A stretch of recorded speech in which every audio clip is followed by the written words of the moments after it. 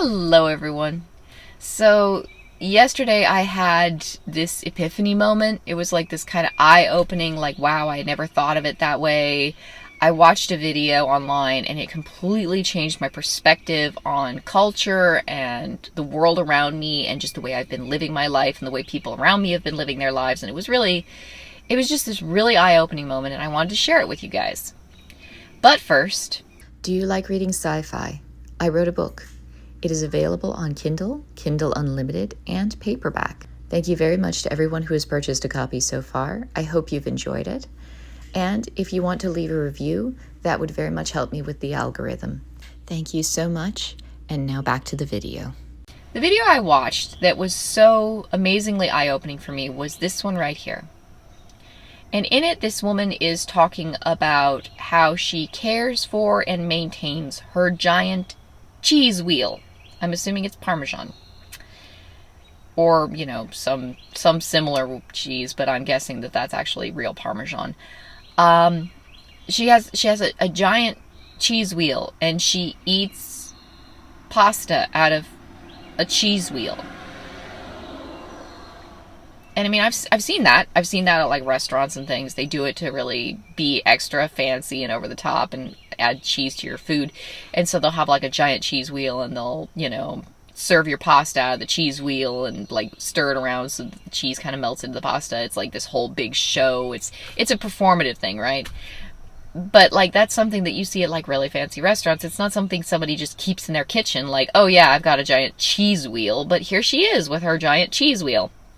And she's kind of an influencer, I guess. I didn't look too closely at her channel, but maybe she has Italian family members from the sound of things, so maybe this is just something that she got from Italian relatives and didn't have to purchase herself. But she is an influencer, and she's got that influencer style of video where she talks in that influencer tone of voice. This is how I clean and store my giant cheese wheel. I then just scoop out everything I'm scraping. And she shows off things that she's either bought or is using to make stuff.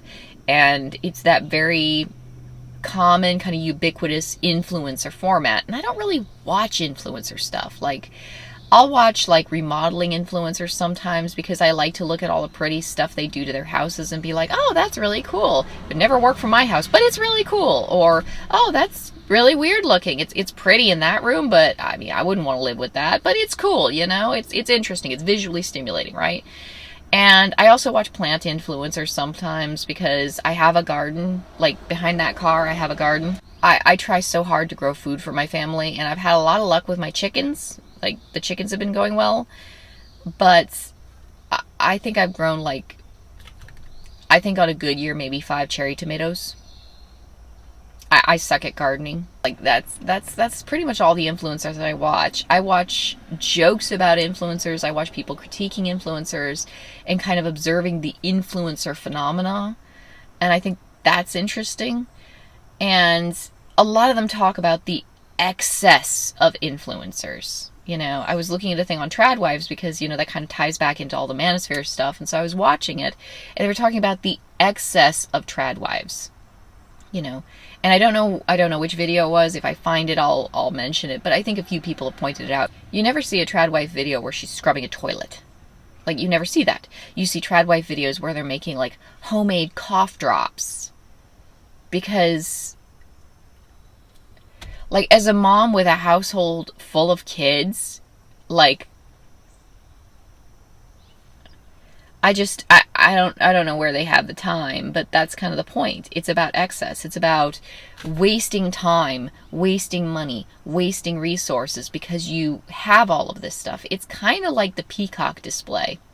You know, peacocks have these big, crazy, showy feathers, right?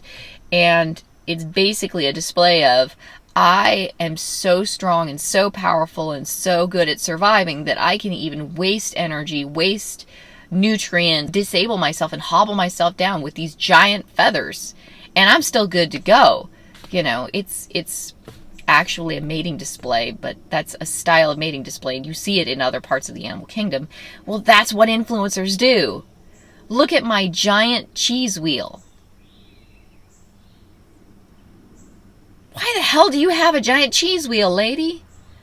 And it's because she gets clicks from it. It's because she's got this big, excessive, ridiculously expensive thing, and she gets money off of it.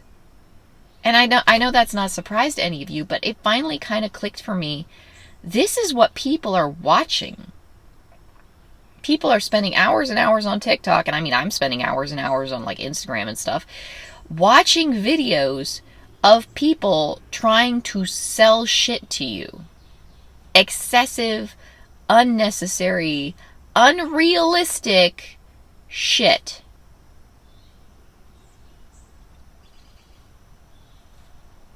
And I mean, it kind of hit home for me in a way, like, I realized that it was affecting me. Like, up until this point, I've always been like, oh, well, that stuff doesn't affect me, because I value simplicity.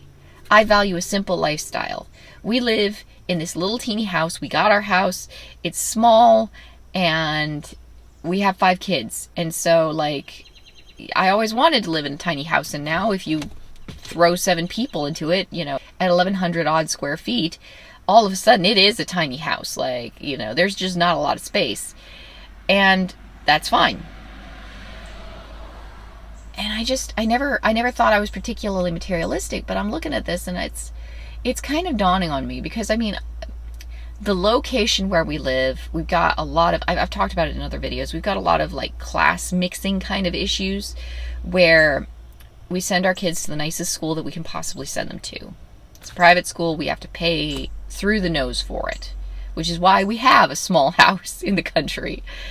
We live in this little town that's, you know, pretty middle class. It's slowly changing because the rich people who can't afford to live in the rich town down the road, they're all moving in here, which I don't actually like. Like, we've talked about moving out of here just because of that alone. And I feel like anytime this subject comes up, it's important for me to mention that the amount of money a person has doesn't determine whether or not they're a good person.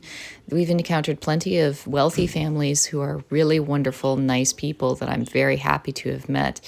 And I feel like they've enriched my life greatly just by being the people that they are. At the same time, however, I've had some issues with dealing with rich, wealthy people, because I didn't grow up rich and wealthy. You know, my dad was a doctor. He had a private clinic. He was a clinical psychologist, so he had his doctorate. He had a private clinic. It was very nice. My mom was she was his business manager, so she maintained the business end. He ran the clinic. It was very nice. It was very nice, but they lived in the middle of freaking nowhere. So my dad got this really expensive education, really expensive.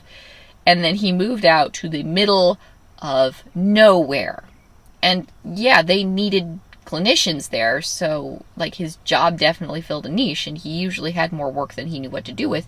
But everybody was dirt poor out there because it was the middle of nowhere. So, like, I remember, like, we would not live a high-rolling kind of lifestyle, even though my dad was a clinician with his own clinic and his own clinical building. And, I mean, it was very nice. But everything went straight over to student loans. Like, that was the life I grew up with. We lived very humbly. We lived very simply. And that was how I grew up, and that was what I was used to. That was my normal. And I've noticed more and more as the years have gone on that I have this image in my mind's eye of what a good childhood is.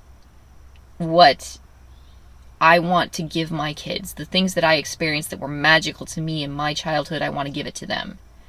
And so, like, one of the reasons I love this house so much, even though it's 1,100 square feet and it's kind of a country area and it's not that glamorous and it's not that super wealthy or fancy or anything, it reminds me of the home that I lived in when my parents were really, really young and I was like a little teeny, like, toddler. I have all these memories of that place, and it was this little teeny ranch style in our hometown, in my hometown, that they were renting before they finally got their bigger house, which we then moved to, that was really way out in the boonies in the country, and they loved it because they loved the sprawling landscape and they loved the view, and I just was like, hey, I like having kids in the neighborhood that I can play with, and now I don't have that, and it kind of sucks. Well, now we live in this place, and it reminds me of my childhood. It reminds me of the good parts of my childhood. And I mean, I had a lot of bad parts of my childhood, but this was this was a thing that reminded me of the really good things.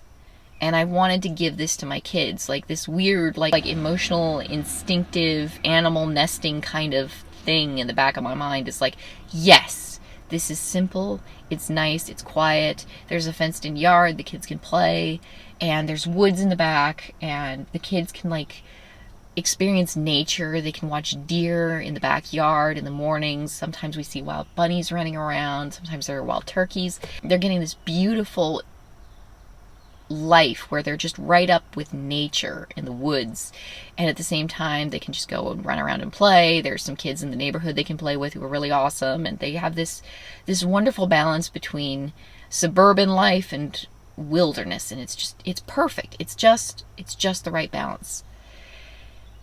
And it doesn't have to be glamorous, you know? It was this little teeny house that we got when we were younger and poorer, and we couldn't really afford anything, and we hunted for houses for literally years before we finally found one that we could afford, and we jumped on it, and we made a bid on it before we even got to look at it because we were so desperate just to find a house that was in our price range, and it was so perfect. And it is perfect. We love it here. But then we end up associating with all these kids from my children's school. And we go over to their parents' house, and they live in mansions. And it's like mansion after mansion after mansion. And it's like, I realized when watching this woman with her crazy cheese wheel that the lifestyle creep has affected me more than I thought. Like, I never really thought that it would affect me, but there is a part of me that gets a little bit nervous going over to, like, a flipping mansion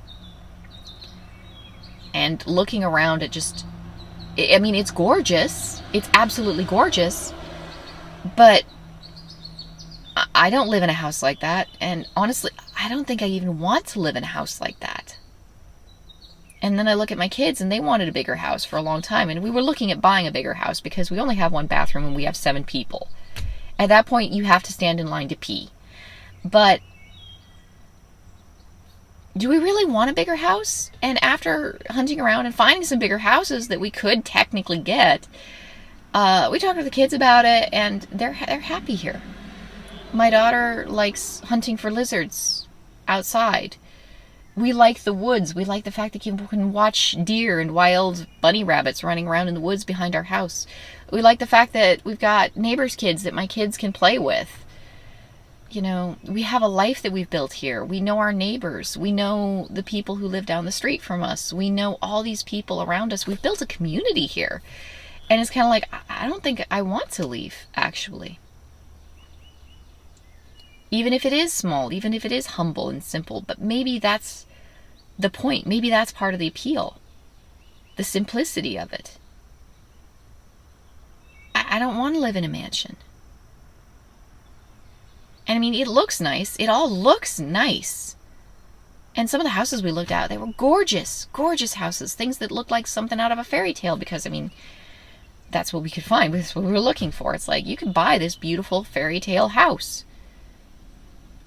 And, you know, depending on where we're willing to move to go there, like, technically it would be cheaper than our house because our house, when we bought it, was really, really affordable. And then all the rich people moved in next door, and now it's gone up in price. And it's like, you know, if we stay here, I'm terrified that it's going to become like California, where, you know, you see these podunk, rundown little houses in California, and they cost like $1 million. And I'm afraid that's what's going to happen here, where we're going to have this house, and it's just a simple little teeny ranch-style house. It's only got 1,100 odd square feet, 1,127, I think it is. Not a big house. And then the next thing we know, it's going to be, you know, it's going to be $1 million because all these rich people moved in next door and kind of ruined the place. Like, I never thought that you would have that moment where you look at a bunch of rich people moving in and say, oh, there goes the neighborhood. But actually, yeah, if you want to just live a simple life out in the country, like we live in the South. I wanted to live a simple, you know, life out in the country. And that's what this place was when we first moved here, you know, almost a decade ago. But now it's getting it's getting affluent. And it's just dawning on me that our culture has gotten so materialistic. And I know that's everybody and their mom is talking about it. It's not like I'm saying anything revelatory, but it's finally hitting me. When I go online and I see a video where a woman has a giant cheese wheel and she's telling people, oh yeah, no, this is what I do to maintain and care for my cheese wheel. It's like, what kind of a world am I living in? Like, how disconnected are people becoming from reality? Quite honestly, how disconnected am I becoming from reality? And then this morning, I saw this video. And it's like, people are spending money that they probably don't even have. They're just spending money to spend money because that's a thing people do now. And I mean, I've always had the opposite problem where I'm the annoying friend who, when I was in high school, I had a friend who took me shopping. And we went to the mall, because this was back in the early 2000s, like 2003, 2004, whatever. We went to the mall and we walk around in the mall. And we're going to different clothing stores. And I've never been a clothing kind of person. In case you haven't noticed, like, I've never been a clothing person. I'm proud of this shirt. I like this shirt. Do you know why I like this shirt so much? I got this shirt on sale for $1. I like this shirt. I'm proud of the things that I can get affordably. I'm that kind of person. So anyway, we go and we walk around the mall and we're looking at different clothing stores, and she's looking at clothes and she's buying this and she's buying that. She's like, oh my gosh, look at this. Oh my gosh, look at that. And I'm looking at clothes, and I've never been big into clothes, but I'm looking at them with her. And I was like, oh, this is a nice shirt. Yeah, this is kind of pretty. What about this one? Oh yeah, I guess this is okay. Do you want to buy it? Actually, no. Well, what about this one? Okay, that one is very, very pretty. I like that one. That's really, really pretty. Well, do you want to buy it? No. Well, let's try a different store. Okay, we go to a different store. Same deal. What about this one? Doesn't speak to me. I mean, it's cool. It doesn't speak to me. Well, what about this one? I guess it's okay, Well, what about this one? That one is very pretty. I will admit, that one is very pretty. Okay, well, do you want to buy it? No. No, I don't. I don't want to buy it. No, thank you. Well, do you want to buy anything?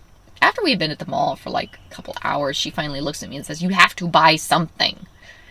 And it was like, do I? Do I have to buy anything? Like, really? Do I have to? What if I don't want to? What if I'd rather just pocket the money for later and wait until I see something that really, the way I always say it to people is, it has to sing to me. I have to look at it and have that moment of, oh my God, I really want that thing. And I will pocket my money for years until I have that moment of, oh my God, I really want that thing. And I kind of do that with everything. And my husband actually has complained to me on a few occasions. This was, 5 years ago or something. He complained to me that I wasn't spending money. And he's like, we finally agreed after a year or two of him constantly complaining to me that it's my money too and I can spend it if I need to. Eventually he was like, okay, we'll just set a budget for you and give you a stipend so that we can make absolutely sure that every month you're spending at least a little bit of money. And so I got $25 a month, and sadly it wasn't $25 in cash, so I couldn't build it up over the course of several months to buy a single $100 item. And so then I just didn't spend it.